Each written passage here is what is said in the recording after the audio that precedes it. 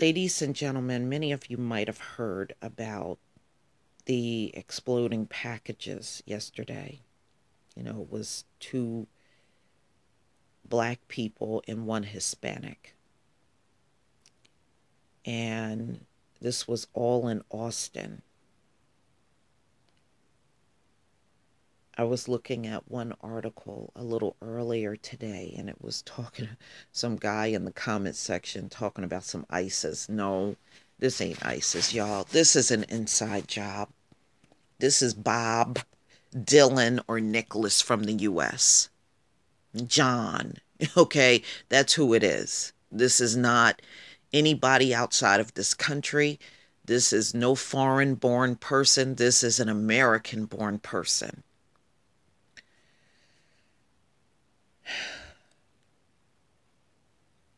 Three powerful package explosions in Austin that killed two are connected, police said. Okay, so apparently there was a package, and this started on March 2nd. That's when the first explosion happened, and it killed a black man. And and then of course yesterday it was a 17-year-old and a Hispanic woman that was seriously injured after trying to open. No, I think they were just trying to pick up the package. And one thing that was notable about this whole thing, neither one of those packages came through the mail. So somebody physically walked up to those porches and put the packages there. So those boxes didn't come through a service, and they did not come through the U.S. Postal Service. So these people were targeted. So the first package explosion was March 2nd, and then there were two yesterday on the 12th. So Monday morning, a pair of packages detonated at homes several miles apart. Over a matter of hours, investigators were still responding to the first, which killed a 17-year-old boy and seriously injured an adult woman, when the second blast detonated at a house further south, seriously injuring a Hispanic woman. Police confirmed soon after that the cases were connected to each other and to the March 2nd death. Police and the FBI said they were working to solve the mystery and urged residents to be cautious in approaching packages left at their doorsteps unexpectedly.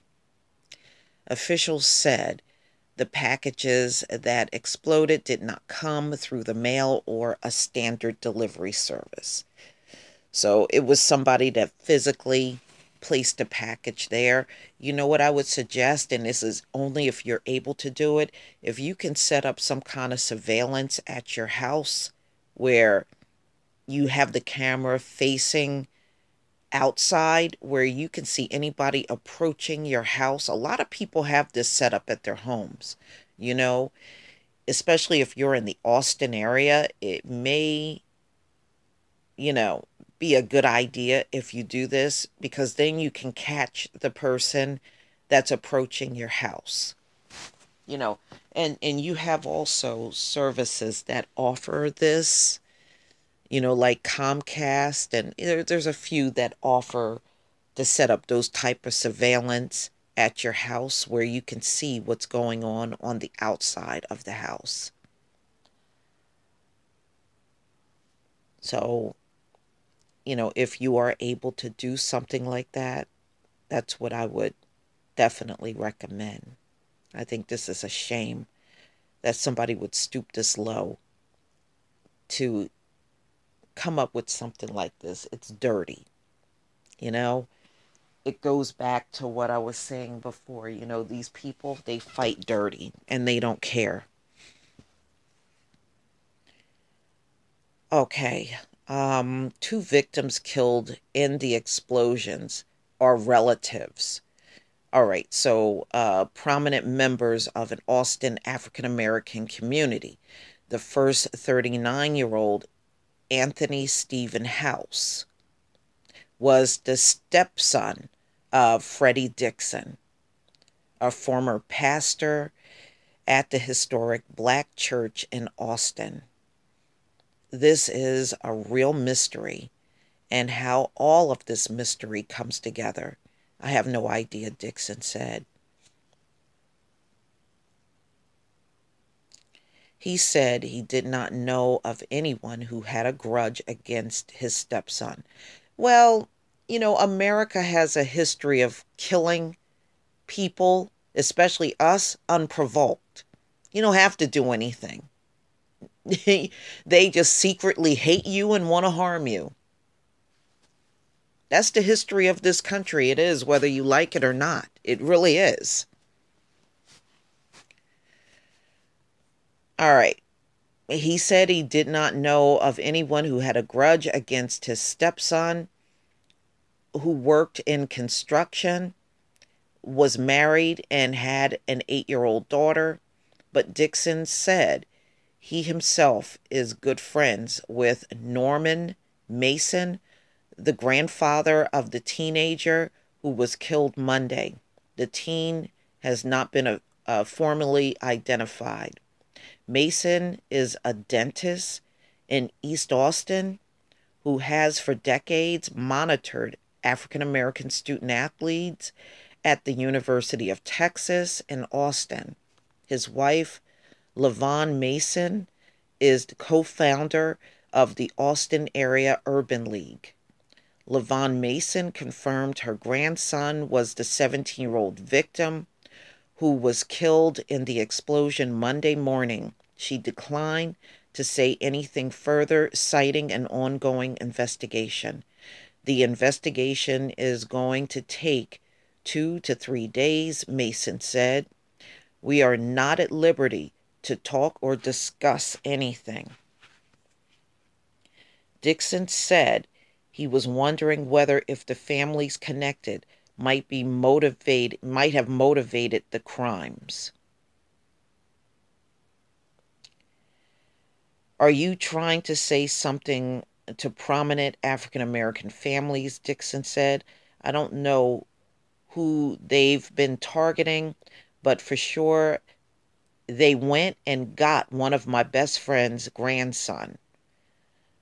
Somebody knew the connection. Again, this is an inside job, y'all, and it's somebody right there in the Austin area doing this. I don't believe this is someone out of town or someone far away. This is somebody right there in Austin doing this shit. Dixon noted that he did not know the woman injured in the third blast, who relatives identified as Esperanza Herrera. Um, they said her mother, Maria Moreno, suffered minor injuries. Manley said that just as in other bombings, the woman who was injured came outside her house, found a package, picked it up. That's when it detonated. It's not time to panic, but it's time to be vigilant, Manley said. You know what? Everybody in Austin at this time have every right to be in panic mode. And I would just say again, since we know they are targeting blacks and Hispanics, you guys got to get some kind of surveillance where you can see the outside of your house. I know, like again, around where I am, Comcast can come out and set that up for you, where you have some monitoring all around your house. And I don't know how much it costs, but you're going to have to get something. That's the only way you're going to be able to catch this person. They got to be caught on camera some kind of way when they deliver these packages.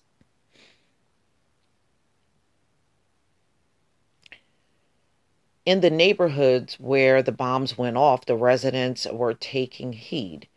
Lois Wilson, 85, said the blast early Monday morning woke her up in her home about a block away. I just heard this boom. It sounded like they were slamming the trash can lids, Williams said. Speaking with a reporter hours later in her driveway, Williams said she was not afraid because she doesn't typically get packages, but added, I am going to be looking. A postal worker delivering Williams' mail hugged her, saying, be careful. Rianne Phillips, who lives next door to the house, said her husband was the first to find the house after the fatal blast. She said that she was alarmed to hear about the latest bombing, but also relieved that the police were now more focused on house death. They're not going to let this slide, Phillips said. It's really sad, but this means there's a lot of attention on this now. Isaiah Guerrero, 15, said he was spending the first morning of his spring break, making music on his computer when he heard the third blast go off just before noon Monday. It sounded like two cars hit each other, like rammed each other, Guerrero said. The house shook, and so did his body, the teen said. Guerrero then climbed up a tree and on top of his house. Within minutes, police and fire officials swarmed the scene, closing off streets. Guerrero, who lives behind the house where the bomb went off, and said he couldn't see the damage to the front to the front of the house. He echoed law enforcement officials in warning the public to pay attention to things like packages, especially if you didn't order something, he said. Guerrero added, I expected my spring break to be peaceful, not harmful. The Bureau of Alcohol, Tobacco, Firearms, and Explosives said Monday it was dispatching members of its national response team to help respond to the explosions. According to the agency, this group activates for significant fire and explosion incidents, considering those are either large in scale or particularly complicated due to the size or scope.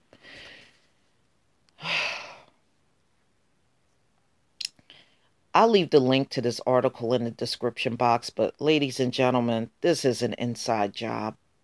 This really is. I don't believe anybody outside of this country are doing this thing because, generally, and this is the truth, ISIS does not target blacks and Hispanics, but this country has a history of white males that are in extremist groups doing this type of thing. And remember, even during the 60s, explosives being used on black churches. These people got a history of doing this shit. It's not far-fetched that some dummy sat around and came up with this shit.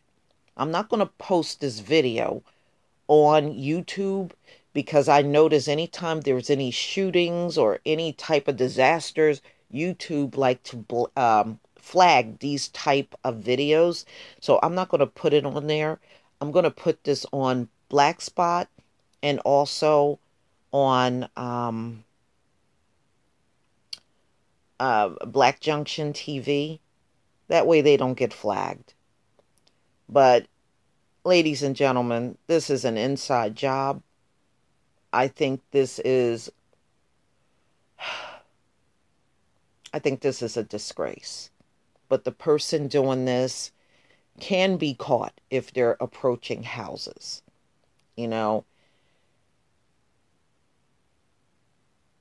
And I really believe it's somebody that lives right there in Austin or somewhere around the Austin area. I don't believe these were random acts. They knew exactly who they were going to target. So if you are black and in Austin, just be careful. Some crazy person on the loose. I tell you, we just can't get a moment's peace in this damn country. And then they want to know why we are as bitter as we are. Please tell me what you think, ladies and gentlemen. Please leave your comment and subscribe. Don't forget to hit on the notification bell twice and join me on, you know what I mean. Peace, family.